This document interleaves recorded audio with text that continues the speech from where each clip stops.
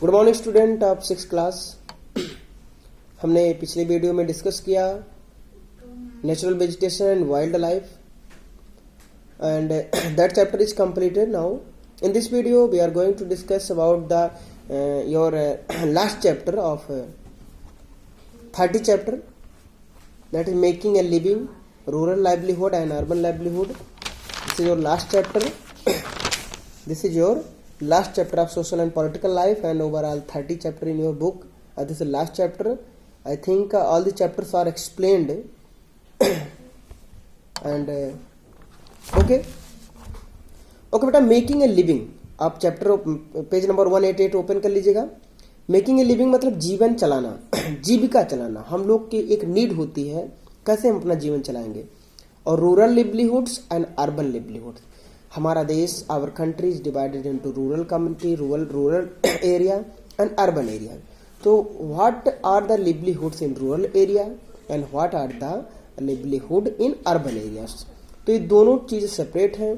हम इसे देखने को प्रयास करेंगे कि गांव में क्या लोगों की आजीविकाएं होती हैं, जिससे लोग अपनी जो नीड होती है उनको वो पूरा करते हैं, और अर्बन एरियाज में क्या है उनको हम देखेंगे। ठीक है, it means in this video we are going to discuss about the livelihood of rural areas, rural community, village community and in urban area, livelihood of urban area. You are looking around you that a lot of people are engaged in various activities, they are earning money। अपने घर परिवार को चलाने के लिए वो पैसा कमा रहे हैं वो बहुत से काम कर रहे हैं। तो पहला हमारा हेडिंग क्या रहेगा, एक इंट्रोडक्शन के विथ इंट्रोडक्शन रूरल लिवलीहुड, फिर हम अर्बन लिवलीहुड को आगे पढ़ेंगे बेटा। Making a living is the necessity of everyone's life everywhere, whether in rural area or in urban areas. We find people running about, the doing one job or another in order to make both ends meet. In this way circle of life goes on and on। अगर हम चारों तरफ देखें, चाहे वो शहर का हो चाहे गांव का हो, हर एक व्यक्ति अपनी नीड को पूरा करने के लिए काम या जॉब कहीं कर रहा है। ठीक है, और इस तरीके से वो अपनी नीड को, अपनी जो नीड है उसको फुलफिल कर रहा है, और इस तरीके से हमारा जीवन है वो चलता जा रहा है। ठीक है, रूरल लिवलीहुड देखते हैं बेटा, गांव की आजीविका क्या मतलब। आप गांव, most of you belong from rural area, you can see around you that most of the people are engaged in rural activities and rural livelihood, they are earning money। तो अब कौन है देखते हैं। अब देखो कि various type of livelihood prevalent in villages। गांव में डिफरेंट के जो लिवलीहुड है, आजीविकाएं हैं, वो प्रेवलेंट है। देखिए, different type of people live in village as they have different type of livelihood. गांव में डिफरेंट टाइप के लोग रहते हैं तो बेटा उनके डिफरेंट टाइप के लिवलीहुड्स भी हैं।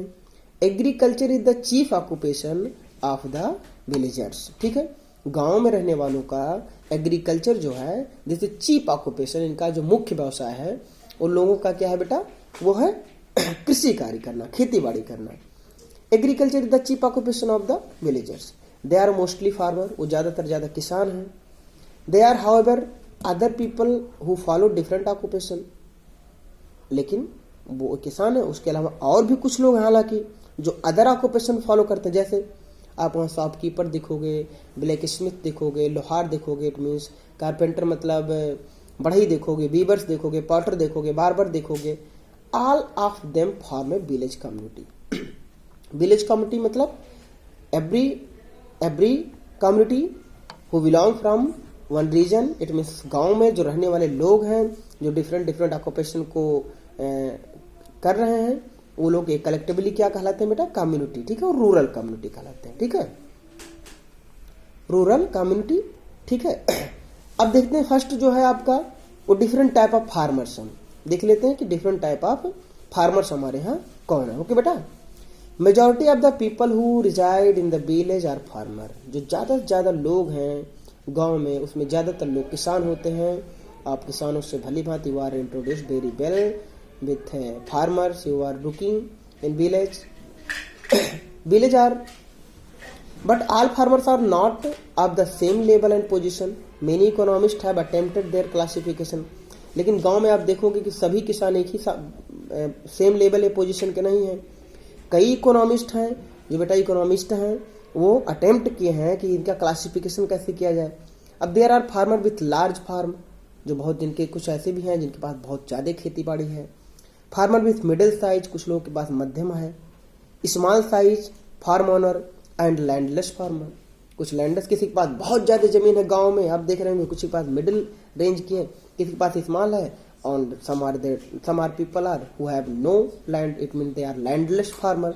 They are engaged in activities, agriculture activities, but they have, although they have no land, agriculture land, they are called landless farmer.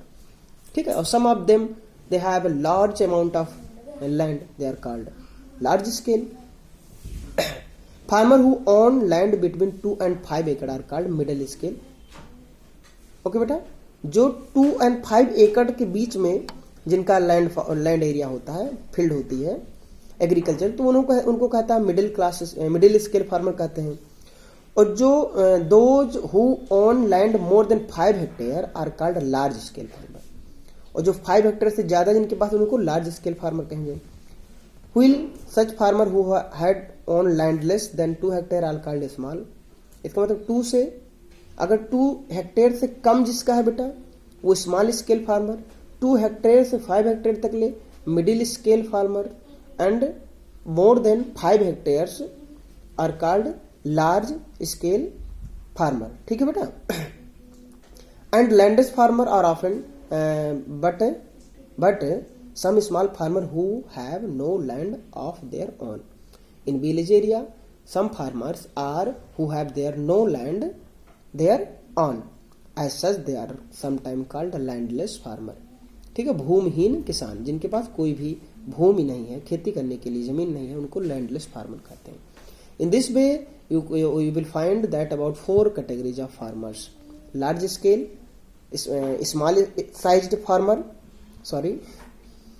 and landless, and small, large, medium, small, and landless. Okay beta. And landless farmer are often trapped in debt. They take things on credit and loan and later on thus have to pay more money on interest. ये जो landless लोग होते हैं बेटा, गांव में आप देखते होंगे कि कुछ लोग ऐसे हैं जो मजदूर हैं, जिनके पास खेती बहुत कम है, और जिनके पास खेती ज़्यादा है उनके यहाँ का के काम करते हैं, और उनकी जो बेसिक नीड होती है बेटा, उसके लिए वो गांव के जो रिच लोग होते हैं उनसे पैसा लेते हैं और हाई रेट ऑफ इंटरेस्ट में उनको पैसा देते हैं, और वो जनरली हमेशा डेप्ट में ही रहते हैं, और उनके यहाँ लोग लैंडलॉर्ड्स के यहाँ जो ज़्यादा जिनके पास ज़मीन, उनके यहाँ मजदूरी करते हैं, उनका जो वेजेस होता है, डेली वेजेस होता है, वो भी बहुत कम होता है। तो इस तरीके से आप प्रैक्टिकली आप देख सकते हैं गांव में कि किस तरीके से कुछ लोगों के पास ज़मीन बहुत ज़्यादा है। आप लोगों में से ऐसे भी कुछ लोग होंगे बेटा जिनके पास ज़मीन बहुत ज़्यादा होगी, किसी के पास मीडियम होगी, किसी के पास कम होगी, मे भी कुछ लोग के पास ज़मीन नहीं होगी, वो फार्मर्स नहीं होंगे, आप दूसरी एक्टिविटीज़ में इंगेज होंगे। It means your family.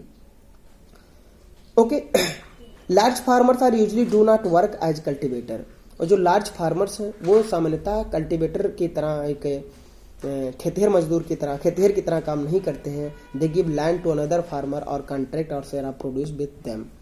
वो आप देखते होंगे गांव में कि कुछ लोग ऐसे हैं जिनके पास जमीन बहुत ज़्यादा है और वो कुछ लोगों को दे देते हैं। इसको कहते हैं, गांव में आप सुनने को पाते होंगे बेटा कि गल्ला पे दिया गया है। ठीक है, तो खेती में गल्ला में क्या होता है कि वो उतना प्रोडक्शन इतना करेगा, उसका शेयर जितना उनको डिसाइड करेंगे, वो चाहे कैश में और चाहे तो वो जो ग्रेन होगा, जो प्रोडक्ट होगा, प्रोड्यूस्ड क्रॉप्स होंगी, उसको वो शेयर उन्हें देता है। इस तरीके से जो लैंड लॉर्ड्स हैं जिनके पास ज़्यादा जमीन है उस तरीके से अपना करते हैं।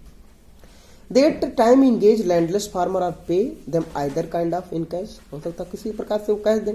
दे लिव इन पक्का house and enjoy life of luxury, और ऐसे लोग जो होते हैं जिनके पास लैंड है वो लग्जरी लाइफ जीते हैं और लोगों को दे देते हैं। लोग खेती बाड़ी करते हैं, उनको शेयर देते हैं, राजा महाराजा की तरह रहते हैं। Middle farmer mostly work on their land and grow crop of themself and their family.